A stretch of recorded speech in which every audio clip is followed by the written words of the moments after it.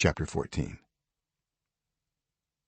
At Iconium, Paul and Barnabas went as usual into the Jewish synagogue. There they spoke so effectively that a great number of Jews and Greeks believed. But the Jews who refused to believe stirred up the other Gentiles and poisoned their minds against the brothers. So Paul and Barnabas spent considerable time there, speaking boldly for the Lord, who confirmed the message of his grace by enabling them to perform signs and wonders. The people of the city were divided. Some sided with the Jews, others with the apostles.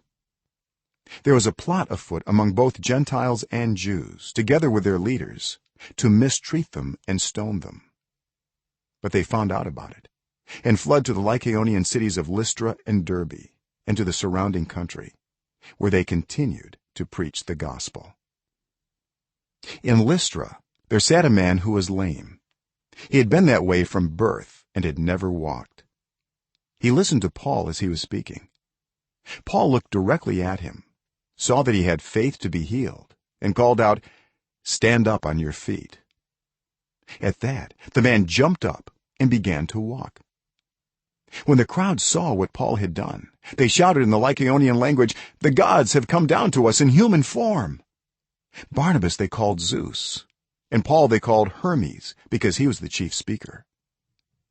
The priest of Zeus, whose temple was just outside the city, brought bulls and wreaths to the city gates because he and the crowd wanted to offer sacrifices to them. But when the apostles Barnabas and Paul heard of this, they tore their clothes and rushed out into the crowd shouting, "Friends, why are you doing this? We too are only human like you. We are bringing you good news, telling you to turn from these worthless things to the living God, who made the heavens and the earth and the sea and everything in them. In the past he let all nations go their own way, yet he has not left himself without testimony. He has shown kindness by giving you rain from heaven and crops in their seasons. He provides you with plenty of food and fills your hearts with joy." Even with these words, they had difficulty keeping the crowd from sacrificing to them. Then some Jews came from Antioch and Iconium and won the crowd over. They stoned Paul and dragged him outside the city, thinking he was dead.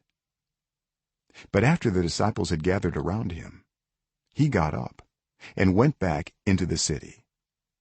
The next day he and Barnabas left for Derbe.